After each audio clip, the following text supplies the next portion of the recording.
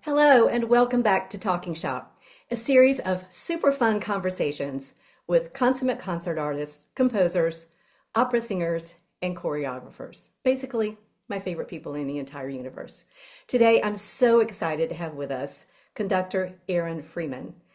Erin is a versatile and accomplished conductor currently serving as the artistic director of the City Choir of Washington and the director of the St. Louis Symphony Chorus.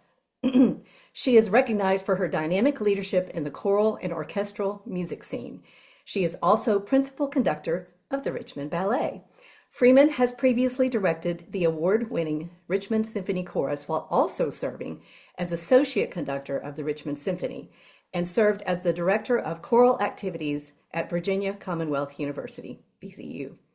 Her guest conducting engagements span a variety of esteemed orchestras, including the New York City Ballet, the Detroit Symphony, and the Kennedy Center Opera House Orchestra, among others.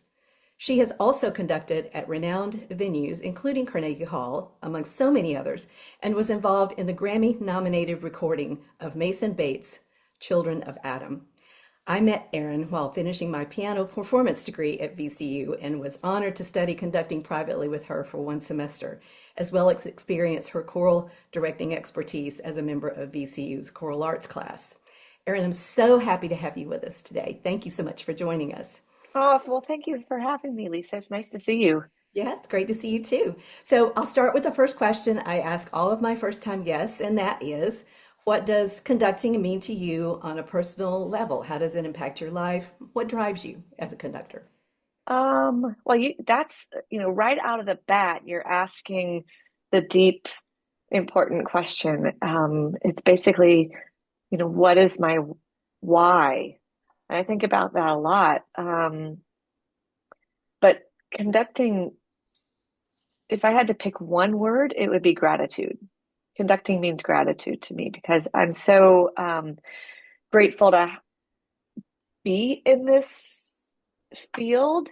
I'm so grateful to be connected with such incredible artistry and music and dance um and I'm so grateful to constantly be surrounding myself with, as you would say, your favorite people in the world. My favorite people in the world, right, are the people who show up every Monday or Tuesday night and give of themselves in a chorus rehearsal, or the orchestra where they have been, practicing 6 to 8 hours a day for their entire life and somehow are still dedicated and to this art form, or to the dancers who have this ability to seek perfection while also taking artistic chances. So the fact that I get to be around that on a constant basis just fills me daily with gratitude. So that would be my one word answer to what conducting means to me.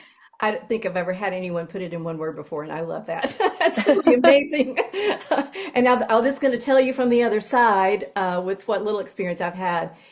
I think everyone in your classes in the orchestra must be grateful to you because I'll just tell you, you're so organized and you make it so much fun. And I know that there have been times when you weren't feeling your best or something else happened or things are going on in your life like we all have, but it never changed anything. I mean, it was just such a marvelous experience being under your guidance. So I just want to say that for the record. Thank you. Thank you. Um, That means a lot. well, it's true. So I think it works both ways. But I always love asking this next question too. I want to hear people's stories. I think everybody wants to know how, my guests got started in their really amazing artistic lives. Did you grow up in a musical family? What was your exposure? How did you discover conducting and how did you know? Was there a point when you just knew this is what I'm going to do? Wow. Um, I did not grow up in a musical family. My mother is a geneticist, and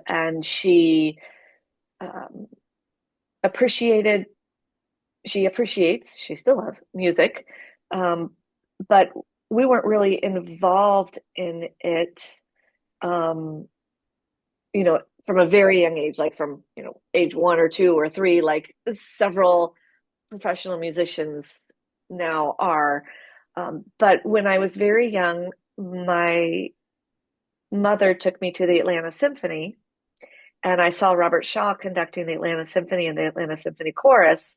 And I decided I wanted to be on that stage. I didn't really know what that meant, of course, Hmm. but I decided I wanted to be on that stage. And then combine that with the fact that when I was in my house and my mom had guests over, I wouldn't stop talking.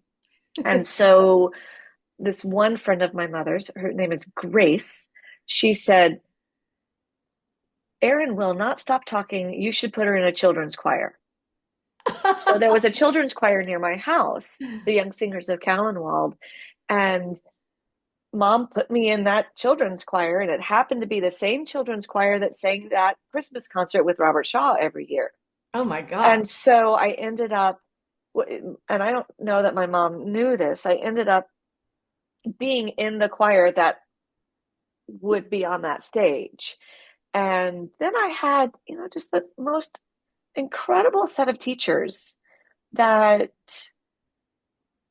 taught me what I needed to know. I mean, I had Mr. O, Stephen J. Ortlip, who was the director of the children's choir, who helped instill a sense of duty to the larger whole. We were all individuals, but when we went in there, we were part of a team, and he instilled that upon us. I had Kate, my voice teacher and choir teacher in high school, who set me on this path of being serious about my art, but not taking myself too seriously, and also just being incredibly positive and loving about it. Michael O'Neill, who let me into his adult choir as a junior in high school and taught me how to function in a high level adult choral world, and exposed me to this concept that people volunteer. I didn't really have a sense that the Atlanta Symphony Chorus was all volunteer. Of course, Robert Shaw, who accepted me into the Atlanta Symphony Chorus the next year. So when I was in high school, and um, without knowing it, really taught me the humanity of it all. Mhm. Um, and Ann Jones and Al Calabrese, who were his two assistants, who treated me like I was a professional, even though I was 17 years old. I mean, the list goes on and on of people who were champions and also just treated me like a normal person and made me do the work and show me the ropes. Yeah. Yeah. Yeah. Yeah. Gosh, I'm just sitting here trying to grasp that your first symphony and choir experience was with Robert Shaw. Yeah. I mean, what a Yeah. name, for choral, and then, almost prophetically, to become a member of that choir, just really, really something. Um, Yeah. I'll say something else though, and yeah, I know it's probably takes you around your questions a little no, bit, that's but okay. when I was in, so at some point you also asked me how did I know I was going to be a conductor? I didn't really know for a while. I Yeah, just knew I was going to do that thing. I didn't know what that thing was. right. Um, and then at some point I was like, well, I guess I'm going to try to be Mr. Shaw, but I didn't know what that meant either. You don't know, and particularly when your role model is larger than life, Hmm. it's really hard to see yourself in that position. Hmm. I just knew I wanted to be surrounded by all of that. And so, because I came from where I came from, Atlanta, and had the training that I did, the sort of Shaw and the Shaw School that populated the Atlanta choral scene, a lot of people would say, well, don't you want to do that? Don't you want to do exactly what he did? And so, sure, yeah. And then I went to a workshop of his when I was in college. It was in Ohio. And he said something at the beginning. And it was one of those workshops where people pay a little bit of money to learn some choral masterpieces or movements from choral masterpieces for the whole day. And there's not a performance at the end. It was just like 6 hours of workshop in Ohio. And he came and he said, I have one job today. And that job is to take you all. I don't know what you sound like. I don't know who you are. Um, and take you as far as you think you can go and then push you a little bit farther. And so I feel like I have been able to do that job wherever I am. And so it doesn't really matter whether it's a small pot project, I'm using air quotes for those who are listening, or a big project, or a, project with high schoolers or middle schoolers, or a project with professional musicians.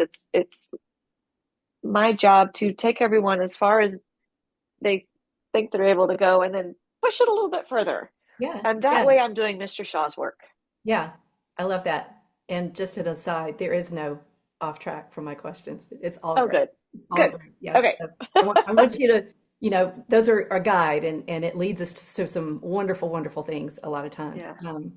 Okay, so your website describes you as a conductor and an artistic leader. I think you just told us a lot about that.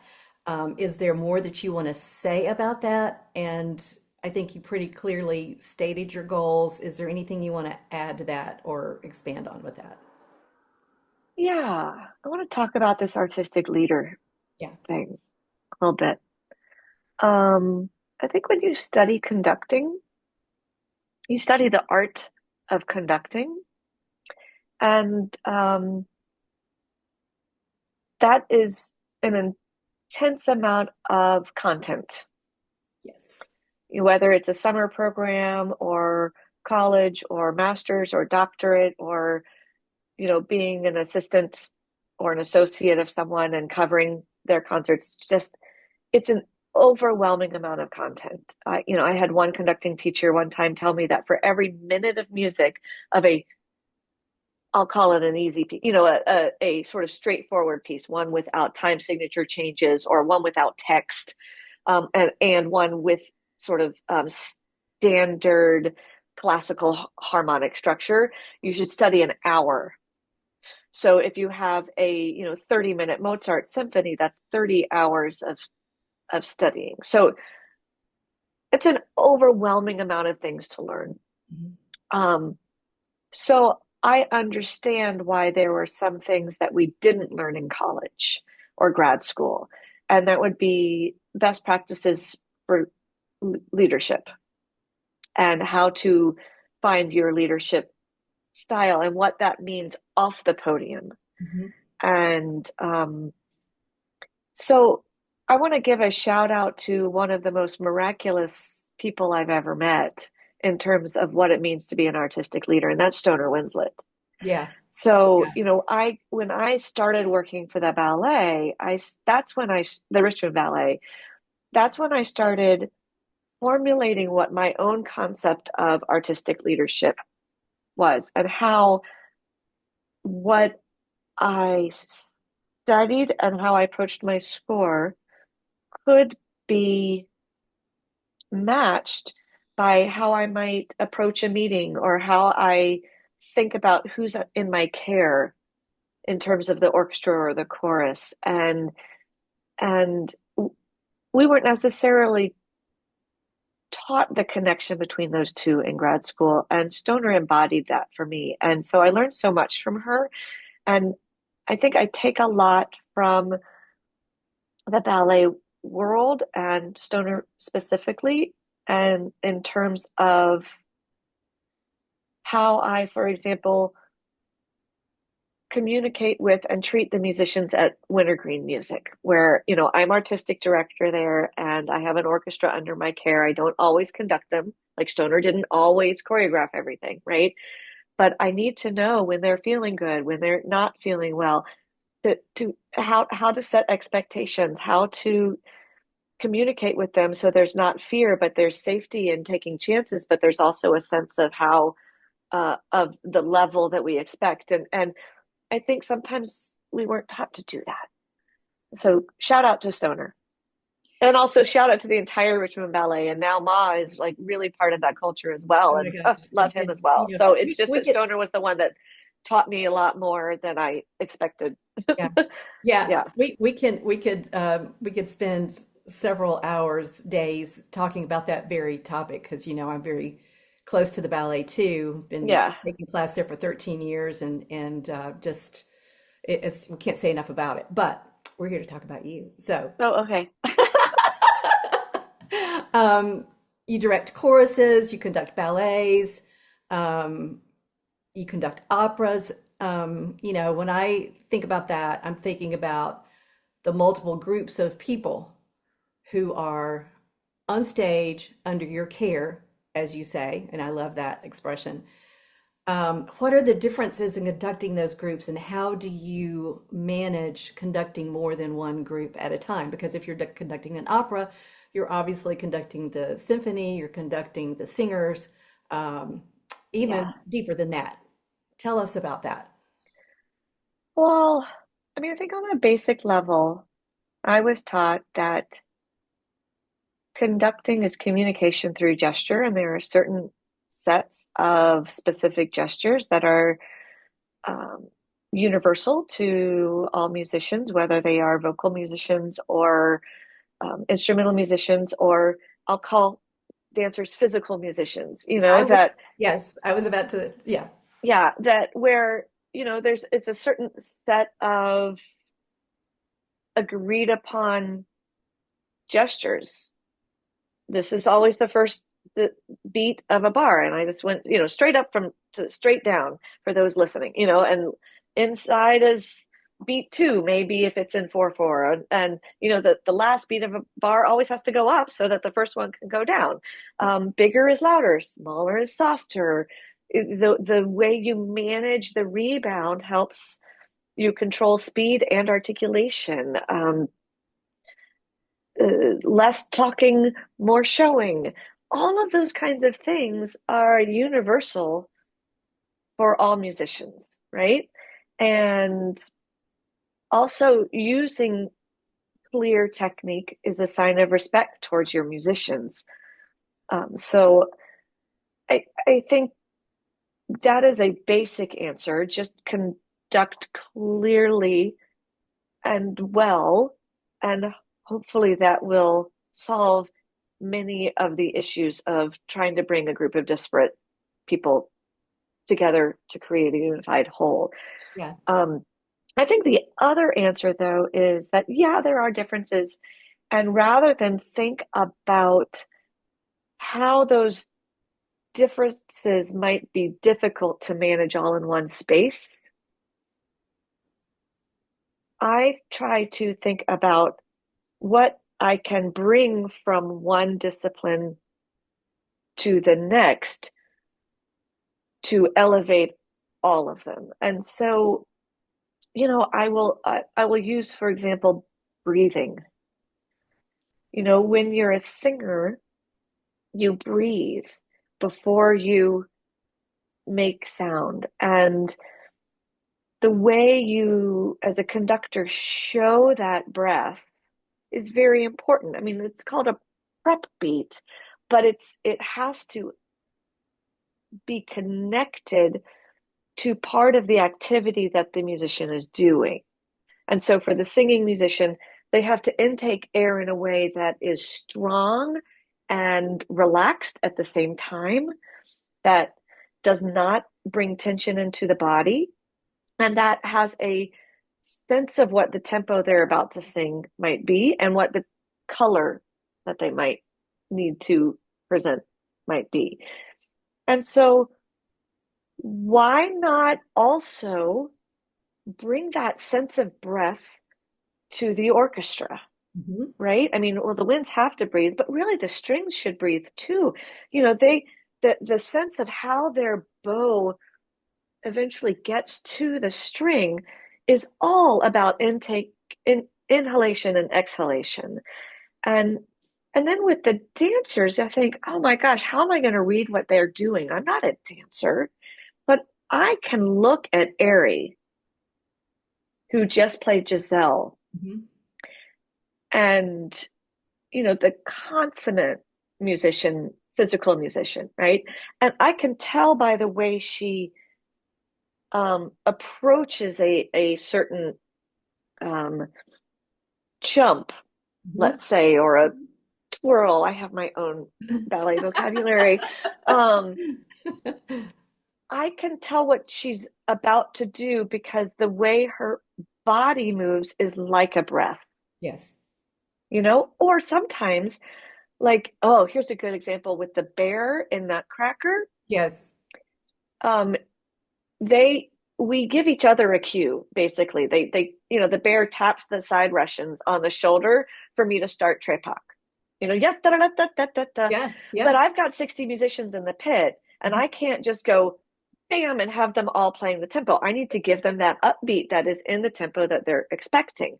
Yeah. And so I work with the bear to breathe with me um, before uh, before they tap the shoulders of the side Russians, so that I can then show what I need to show to the pit. And so it's really not about treating them as three different types of techniques. It's about combining them all and learning from each other. Yeah. And I remember from conversations you and I have had before, you were talking about you had this ability, and I think this is probably, I'm sure it applies to choirs and opera singers too, to just sense what the dancers need. And one of the best parts, I always go to the ballet twice because I like to see both casts, and our season seats are in, mezzanine center, which is lovely. But I always like to, as a dancer myself, I always like to sit on the floor so I can be up close, see the choreography, all of that stuff. But it was so wonderful. Part of the fabulous aspect of my experience that weekend was watching you keep the musicians in this space while you were looking at the stage, making sure the dancers were ready or seeing what needed to happen next for them. And then you just brought everyone together and everyone was ready.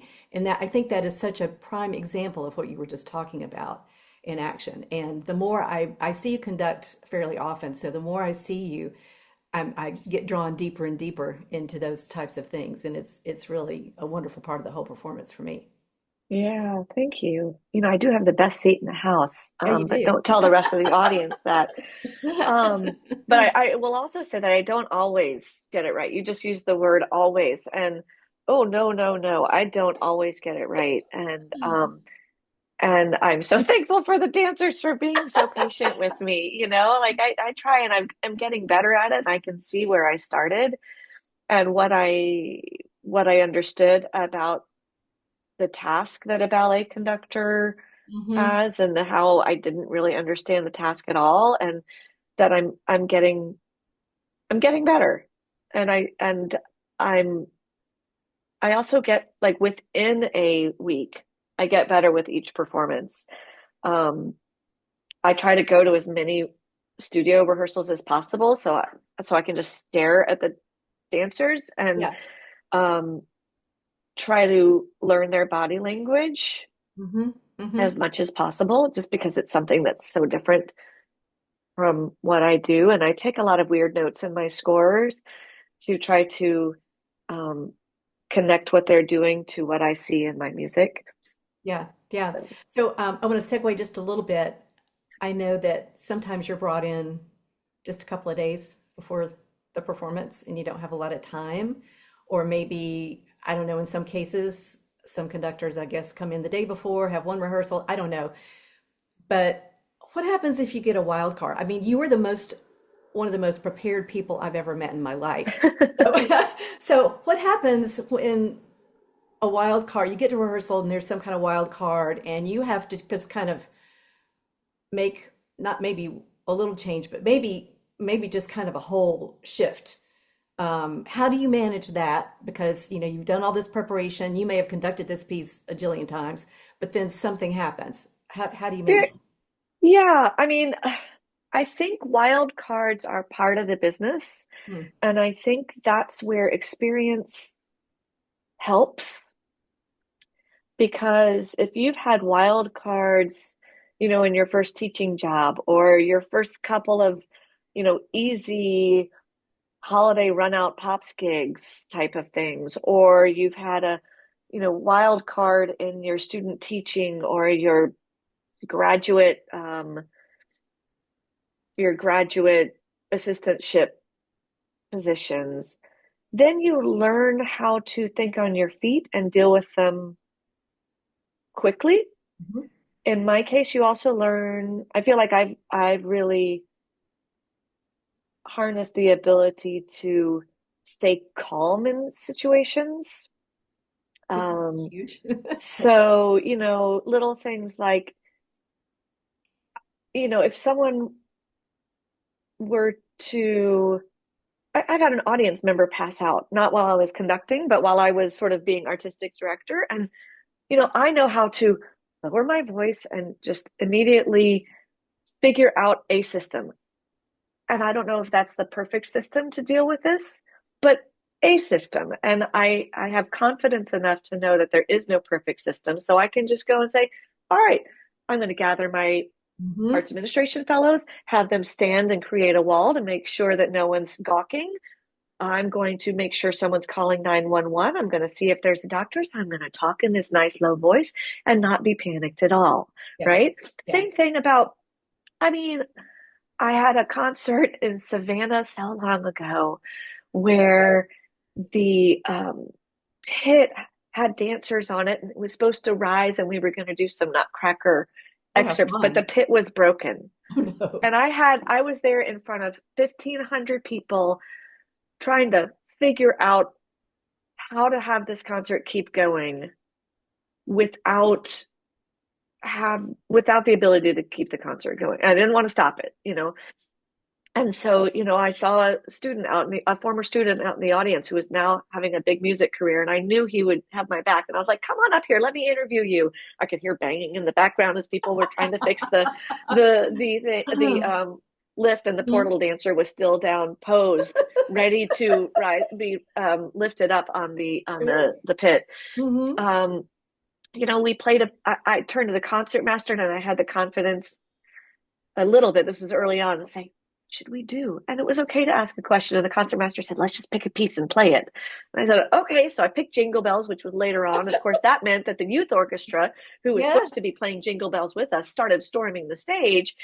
And I was like, all right, whatever. It was just, but because I had gone through that in a lower stakes environment, maybe I could deal with something like, um, I'm trying to think of a higher stakes thing that has happened recently.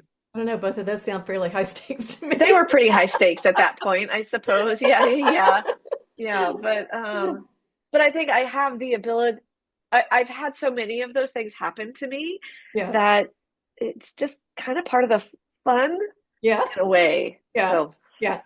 Okay. um, I yeah. want to I want us to get nerdy. Okay. Okay, I love nerdiness. Okay. I know, and I love it too. So, I think one of the biggest takeaways from that semester that I had with you, um, was just cre developing an awareness of all the things that conductors do. You were talking about the in-depth preparation.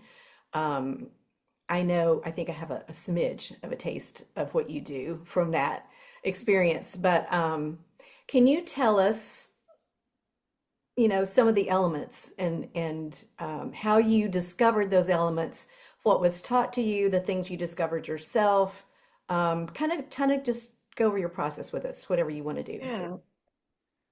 Um, yeah, specifically, oh gosh, the elements of score study or preparing for a rehearsal All that or just too. Yeah. anything, all of the things. Okay. Whatever I you don't want to think this say. is in any particular order. There are, I learned in my master's program to use the a modified version of the Julius Herford charting method, so that when you are faced with a piece of music, you don't just start at measure one and panic. Um, that there is a system by which you break the piece down into its formal structure, and then you break that down even more, and you break that down even more. Um, I learned in undergrad this concept of hypermeter, where you measures can combine and make larger measures, which combine and make larger phrases. And the really fascinating part of hypermeasure is is when it breaks the rules, and then you can sort of dive in. I I learned a very specific way of marking my score at Aspen Summer Music Festival that I still use today. I've modified it a little bit, um, but it's a very sort of discrete way of marking the score. And I've learned that you mark the score later after you've studied it. So, I study it and I probably put my harmonies in and a little bit of phrase stuff, but I don't start marking like trumpet cues or whatever until I know the importance of that trumpet entrance. Yeah. Um, and so that's all for learning the music. In terms of structuring rehearsals, particularly rehearsals that happen over a long period of time, like choral rehearsals do, whereas opposed to orchestra rehearsals, you just sort of get it done. You run through the first time, you work a couple of rehearsals, and then you run through it again. And that's kind of the general Yeah. framework. But for those chorus rehearsals, and I imagine the same if you're doing a choreography where it's over a extended period of time, I create what I call a triage chart. So I have one for example, for Bach B minor mass, which I'm working on now with the city choir, where I have all of the movements on the left side of a spreadsheet. And then on the top, I have all of the dates of our rehearsals. And I put in for those everything that we're doing, that everything that I hope to do during those rehearsals. I plan a stagger through halfway through the process. And then I update that based on what actually happened. And so therefore I'm staying super organized. And I can go into each rehearsal with a plan so that everyone feels like they've accomplished something by the end of those 2.5 hours or 3 hours of rehearsal. And all of that, though, I'm going to go back to Mr. Shaw, I suppose, who was, I think, the hardest working musician in terms of his preparation, because, he never went to music school. And so by all accounts, he felt inadequate to the task Mm. of doing the job that he had found himself in. And so, he worked so hard, and he had these yellow legal pads. You can see them at the Yale Library. I've gone to go look at them and study them. And there are these yellow legal pads, and he would start at the beginning each time he approached a piece. So, this guy had probably conducted Missa Solemnis more than any other American conductor.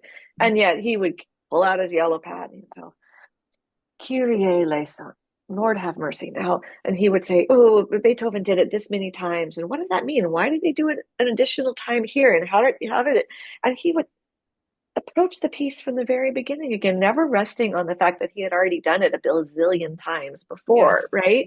Yeah. Yeah. And there was that humility that he brought to the process. Never I've done this, I can just phone it in, but always dedicated to finding the next level of understanding in a piece. And so I try to remember that. I mean, honestly, you can't always do that. Sometimes you're just given too much work and you have to not rest on your laurels, but rest on your experience to know where you have to focus the limited amount of time that you have in order Yeah. to have a successful Yeah. showing. But I try to at least understand his level of his approach, his humble approach to study. Yeah. Yeah. And I love how you described as when you do a rehearsal, you'll learn some things. And so your templates are actually living documents, Oh yeah. even through that. I love that concept of everything being adjusted based on the rehearsal, that you just had.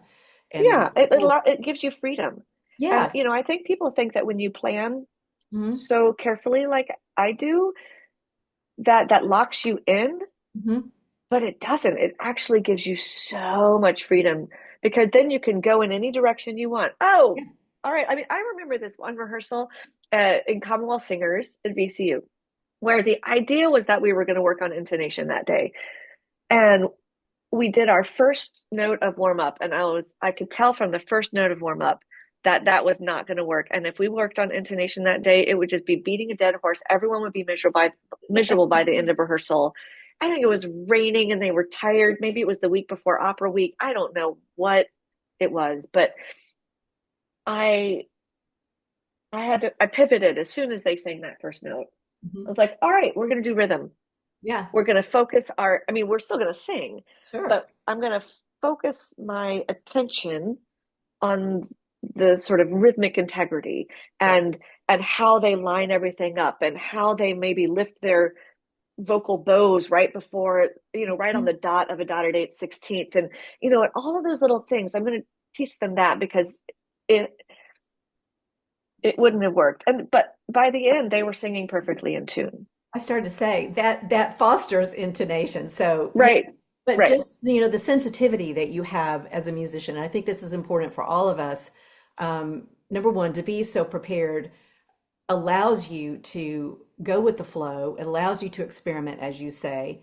It allows you to read the room, feel what's going Yeah. on, and adapt, and still give at the very least, a convincing performance, and I mean, to really make music. So, Yeah. all right, so that's going to lead me to one of my absolutely favorite topics, which is Okay. storytelling. I am a storyteller. I believe all musicians are, whether they want to admit it or not. And I'd love to hear your thoughts on how conducting, I feel like a lot of stories are innate in the music, whether the stories are based on the time that the music was written, the things going on in the composer's life, or just whatever. I don't think that's necessarily always the story. I also think that there's a story that the audience feels or is created in the mind of the audience when they hear this work. So, thinking about all of those things, how do you help the music and the opera and the ballet and the chorus tell the story that you feel the music is telling us? Oh, yeah, that's a complicated question. Because I guess for a couple of reasons. One, sometimes with a piece that doesn't have a storyline to it, Huh? abstract music. Yeah. Um, I guess the job of a conductor is to weave a musical narrative, if not a human narrative, Right. through a piece of music, and to bring together all the parts, Hmm. and to come prepared with what that is. Hmm. Um, but also, you have people in the audience, in the orchestra, and in the chorus, who they all come from different backgrounds, so they might hear something different or get something different Hmm. out of the performance. Um, someone might have heard Beethoven 9 a million times. And so their story is watching everyone on stage and maybe even seeing where they mess up. I don't know. Someone's else's story might be, I didn't know Beethoven 9 had three additional movements to it. Wow, what does that mean? Hmm. Someone in the chorus might have been on vocal rest for 3 months, and this is the first time they've sung anything in 3 months, and they finally have their voice back, and so there's this sense of personal triumph associated with this historic piece. That everyone has their own story attached Hmm. to that. So I'm hesitant to believe that anyone has to have my story as part of their experience with the piece. Yes. Okay. Um, that being said, I think um, there's an interpretive responsibility, particularly if there's no internal element like the ballet that already has its story part of it. There's an interpretive responsibility to have an opinion, or else we're just robots, Right. right? Right. So with Beethoven Mass in C, for example, which I conducted last year, I really felt strongly about bringing this sense of the Enlightenment era Hmm. to this piece that was ostensibly a liturgical piece, right? So Beethoven, was writing this. He made references to Fidelio and Leonora overtures.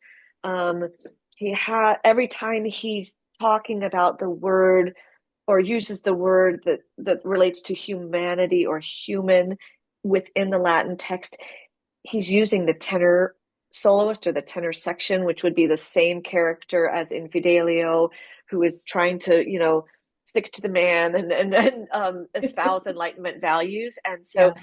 it's really this work that is decrying abuse of power um, and uplifting the everyday human as the hero of the story. And so I worked to bring that out by making sure that the tenors could be heard, making sure that the fugues were clear, making sure that when that Leonora overture reference was there, that, someone else, another instrument didn't cover it up. There's all that kind of sort of balance work and Mhm. phrasing work that for me was telling that story. It wasn't just a plain old mass. Right. Right. Um, so that I don't know if anyone in the audience got it, but whatever. It's their at that point it's their experience Exactly. to have. Yeah, yeah. And I think music speaks to different people in different ways, obviously. Yeah, And this is another topic we could just stay on for days and days. totally. Yeah. So I think it leads perfectly into the other aspect of your professional life, which is being a lecturer. You give Hmm. pre-concert talks, you give special lectures, interactive talks in conjunctions with orchestra, also with Wintergreen. And we haven't talked nearly enough about that. That's a whole nother part of your life. That's fantastic. How does all of this, how does the lecturing round out um, and support the goals that you have as a conductor and artistic leader? And are there some favorite topics that you have that you speak on? Yeah. One of the things that doing so many talks has taught me is that you can't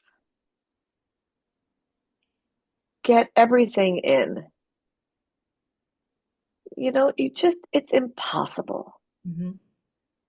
I remember my first couple of lectures, I tried to put at my first one was on, I think it was Firebird and Heldenleben.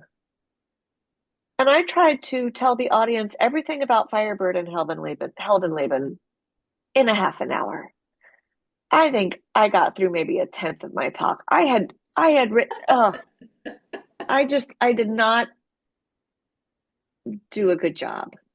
And then my next one, I think, was Christmas Oratorio of Bach. Also, I tried to give them an entire semester worth of information in one, and I ran out of time and I talked too quickly, and I'm not sure anyone got anything out of it. And so then it was after those two that I started thinking, okay, how am I going to make an impact through these, get people to come away with something, not make them too basic. Hmm. So it's not about dumbing them down. It's about finding a focus so that they can come away with something and being confident that, okay, if someone doesn't like that focus, whatever, that's their problem. I can't, Yeah. you can't get everything in so that you can be everything to everybody. And so you have to pick a point. You have to, and it's the same thing about programming a concert. You can't put everything you love in one concert. You have to leave out something, Yeah. or else people are overwhelmed and they can't hear it all. Mhm. It's the same thing about rehearsing, having a rehearsal. You can't rehearse every single thing in one rehearsal. And so sometimes that means that someone in the soprano section is going to think that you didn't hear that mistake because you didn't address it. Right. Oh, but believe me, anyone who's listening, I heard that mistake. I just chose not to deal with it because I'm doing something else. I've got a different focus, Yeah. right? Yeah. And so I think it's important to choose what that focus is. So, I mean, I don't know that there's a favorite topic. Um, so I'll just talk about the one I just did a couple days ago, which Okay. was on magic flute, Oh, my favorite. My favorite. right? Yes. So, I decided, okay, I've got half an hour. What am I going to do with a half an hour on magic flute? And I could tell the story. I could talk about the music. I could tell the story and talk about the music. I could talk about the characters. I could talk about how we were putting together this specific thing, or I could give them something to think about. So what I decided to do was come up with the proposal that this piece isn't about the story. This piece is about the people in the story, about the characters. And each one of those characters represented somebody in 1791 when the piece was written, and it represents everybody in this room. So every single person in this room can relate to one of the characters. Mhm. So I said, well, what do I do when I need to figure out who everyone is? As the daughter of a geneticist I mentioned earlier, I made a genealogy chart Yeah. of all of the characters of Magic Flute with squares and circles and lines between them. And I went through each of those characters and said how they, whether they were quote unquote bad or good, but how that bad and good was a little bit more complex and a little bit more nuanced. Zoroaster was considered the marvelous priest of the kingdom of the sun and blah blah blah, but he had a slave and he beat that slave. Mhm. You know, that's complex. We have the Queen of the Night, who was thought of as a bad woman, but she was not treated well. Her husband gave her rightly inheritance to Zoroaster, probably because she's a woman. So she's angry. And that maybe she has the right to be angry. The three ladies, they're also bad, but they're just doing their job. Yeah. So I was able to tell the story about every character and how they are complex. And then at the end, I said, your charge is to think throughout this opera, which character are you? So I gave them something to listen for or to do. So Yeah. so that was fun. It was fun to put together. And Yeah. I learned a lot about the piece too. Well, I can just see the audience becoming that much more engaged, in hearing the opera after being set up like that. So I think Well, I that's hope so. And I'm sure there's several people in the audience who knew that already. sure. But, I can't get everything in a half an hour. There's just no way. So, I think speaking of the magic flute, I think of the magic of music in general, well, and a yeah. professional who you know um, has an expertise on the level that you have is to open those doors for the audience to walk through themselves and make their own discoveries. I think that's really Yeah. one of the most important things we do as musicians, and dancers and choreographers. So, what about the future? I talk to a lot of artists and I ask a lot of them this question and I get a lot of different answers. And I have my own opinions, but what do you see? We're in flux right now. We've got AI, we've got quote dwindling audiences. I'm not sure, every audience I see, just people I are don't know. fading. Giselle was packed. Well, exactly. So Magic Flute was sold out. Like, come on. Yeah. But but exactly. yes, Yeah. I And I and can. and I don't have a concrete, tally of new students at music schools, but just from, the new artists I see popping up on Instagram and everywhere else, there's a lot of talent out there going for it. So, what's the future of classical music and music in general? But I want to stay more with classical, I guess, because that's kind of what we're involved in mostly, Yeah. whether it's opera or dance or whatever. What gives you hope, and what are the things that you're concerned about, especially, you know, regarding conducting too? Yeah. I guess I can start with the concerned about. I mean, I'm always concerned about funding. You know, Yeah. it is Yeah. tricky. You know, uh, funding is a challenge and asking for money is difficult. Mhm. And just like my lectures or my rehearsal process, you can't be everything to all people, all things to all people. Mhm. And I think sometimes we have to make sure in our industry that we're not trying to please every single person, but we're trying to, as you would say, create doors so that every single person can come in Yeah. and feel like they belong. Yeah. And so that's a tricky balance. Um, and so sometimes I worry that, you know, uh, I don't know if watered down is the right thing, but that we spend too much time trying to please everybody Yeah. rather than spending the time to open the doors for everybody. Mhm. Um, and I'm grateful to be a part of a whole lot of institutions that spend their resources on that door opening. Yeah. And that's I learn a lot from, you know, Corinne at Wintergreen and all my people there, and St. Louis Symphony and City Choir and Richmond Ballet. Like, you know, these are four really great institutions Absolutely. that keep the artistic um, goal as at the forefront. Mhm. Um, what brings me hope are the artists, you know, showing up every Monday night at City Choir, Tuesday night at St. Louis.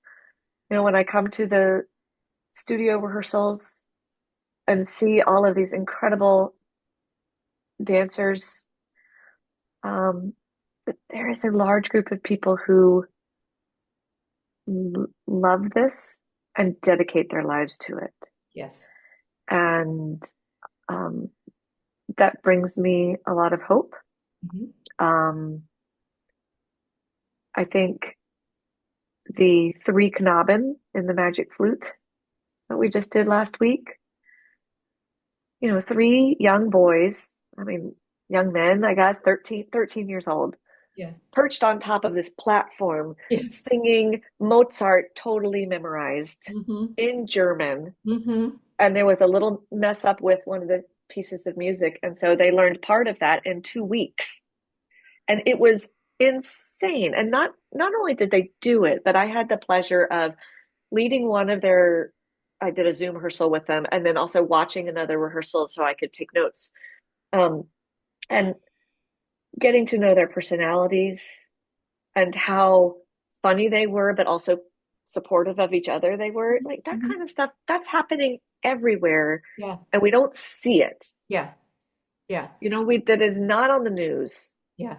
Um, and then the other thing that gives me hope is that we have cell phone rules in rehearsals. So turn off your cell phone in rehearsal. We have that rule because it's distracting, but it's also good for you. I'm looking at all of my people out there. Anyone, you know, people who are in youth orchestra or whatever, turn your phone off for 3 hours because it's going to be good for your soul. Just Yeah. this, if music does anything for us now, it just gives us an excuse to turn that thing off for a short amount of time and ignore. Yeah. Oh, yeah. Yeah. Yeah. I'm sensing that you feel this. I feel this just intuitively, this surge coming back up. You know, I feel like I've read where this generation is wants more organization and loves the discipline, you know, that music can offer. And I hope so. yeah, It I hope costs a so lot of too. money Yeah. and it takes a lot of investment Yeah. and it takes a lot of cheerleaders Hmm. and in we are filling our news feed with the opposite. Yes. Yes. And that's going to be a self-fulfilling prophecy at some point, Yeah. I unless we do exactly what you're doing, which is well, telling the stories yeah. in a positive, Thank you. hopeful way. Yeah. Yeah. Well, I think there's a lot of opportunity for that. And I think the thing that gives me a lot of hope is I see a lot of organizations, some, that you mentioned, really making an effort to meet people where they are and to open those doors for people. And that's very, very exciting. It gives me a lot of hope. And, Virginia Opera has this young group called Prism. And I see one of the thrills of my life is when I go to those operas and I see these people 35 and younger and they're dressed in gowns like we used to. They're Mhm. they're there. They're making the whole big deal of it. And I'm like, yes, this is great. Okay, so we don't have a lot of time, but we I make it will admit I'm a jeans and a t-shirt person, and if I could wear jeans and t-shirt to every concert, I might just do you that. know But what? anyway, Long you're there, whatever floats your boat, exactly. But we haven't touched much on Wintergreen. We don't have a lot of time, but would yeah, you, in the vein of, you know, stirring the musical, spring buds and flowering, tell us a little bit about what Wintergreen is. I know you're director there. What I've heard about it. Don't know exactly what goes on there. It's what, 4 to 6 weeks. yep. Tell us a little bit about that. Oh, And I'm then happy also to. maybe at the end of that, some advice for emerging conductors, people who want to get into Sure. that, music in general. I think that's a perfect segue into that topic. Yeah, so Wintergreen is a music festival right outside of Charlottesville, about 45 minutes outside of Charlottesville, mostly on top of Wintergreen Mountain.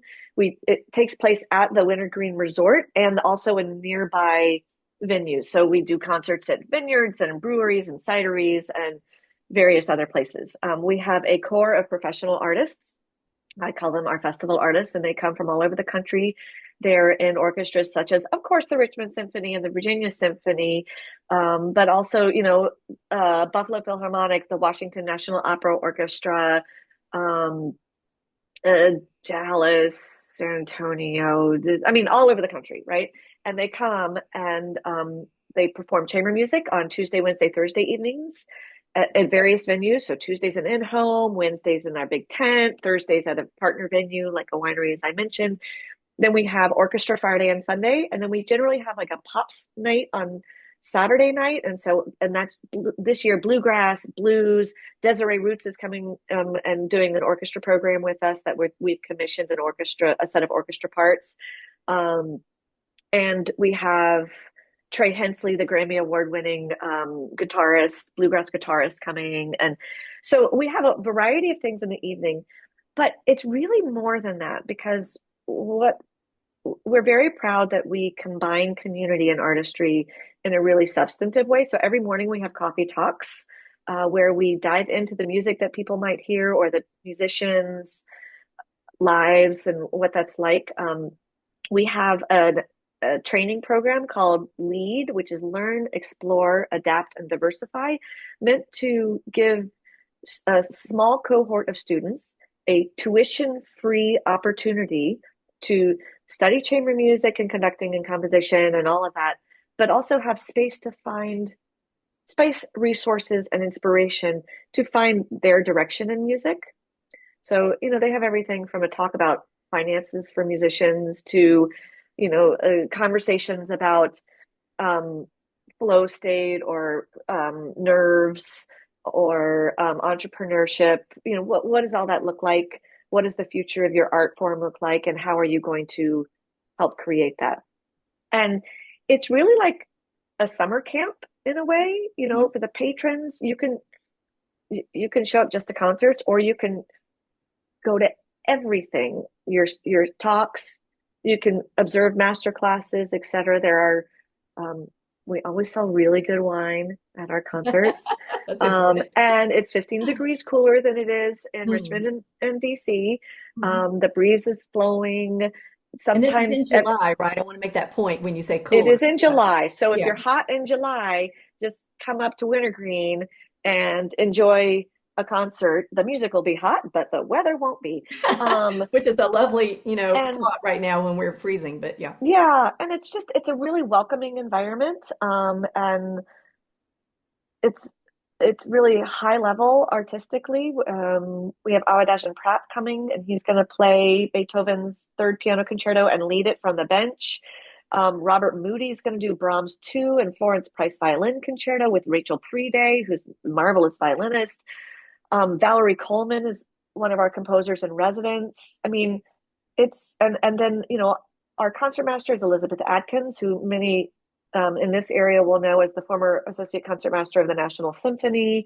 So we just have marvelous artists who believe in the connection with our audiences. So Going back to it's a that really theme. spectacular place. We just unveiled a overview of our season, so people can go to wintergreenmusic.org and see that. They can also see our new strategic plan, where one of our cool goals is to eventually bring onto our staff a music therapist, because we feel like we could use some expertise in how to truly connect with um, end of life care, aging population, and make a difference there. And also make sure that, in our efforts to uplift the community around us, that we're doing that in a way that is really substantive. And I just love that kind of outside of the box thinking.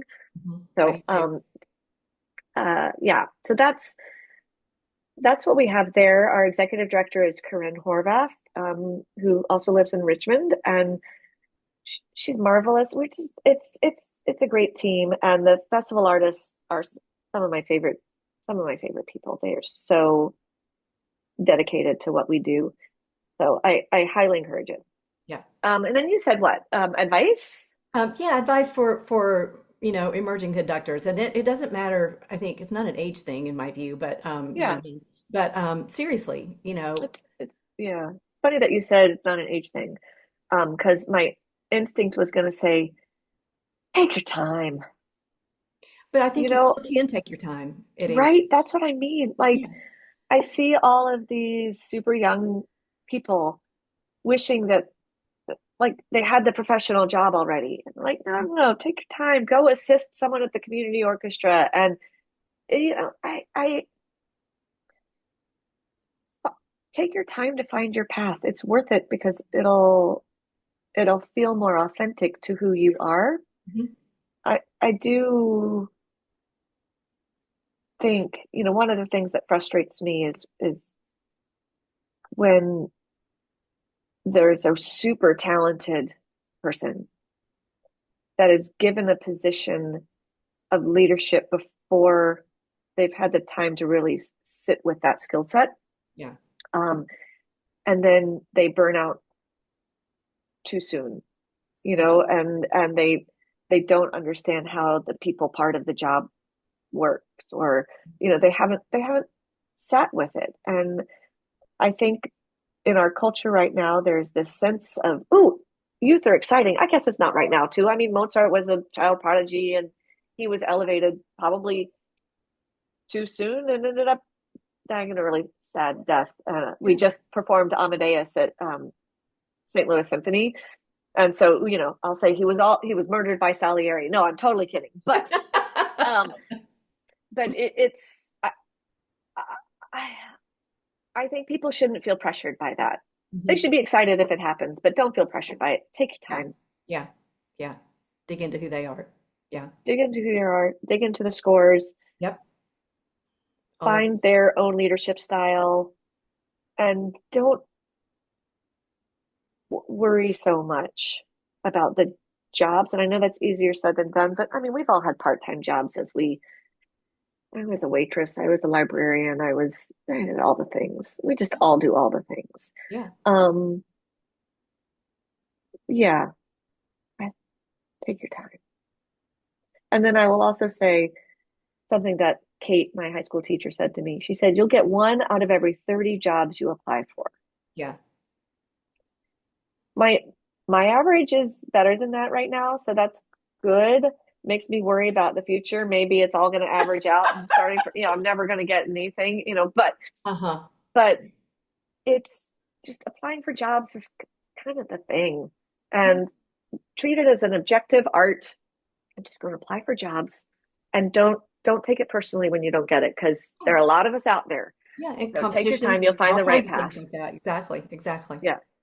Oh wow, I hate to bring this to a close, but No, it just means that we'll have to have you back. So I hope that'll work out at some point. And excellent. thank you so much. This has been truly rich and wonderful. It's great to see you again, and I really appreciate you taking time out of your unbelievably busy schedule to be here with us Oh, today. thanks, Lisa. It's great to see you. And I always love running into you at the ballet and being reminded of all of your great work at VCU as well. So thank you. Thank you. Thank you. Always great to see you too. And thank you for joining us on this episode of Talking Shop. There's a new episode that comes out every 2 weeks. They're all on my website, on my YouTube channel. I hope you'll check those out. We have very, very exciting artists to finish out the year. This is only, gosh, not even quite March. And I'm so excited about the rest of the year. I really, really can't stand it. So I hope you'll join us. And thanks for joining us today. And we'll see you next time.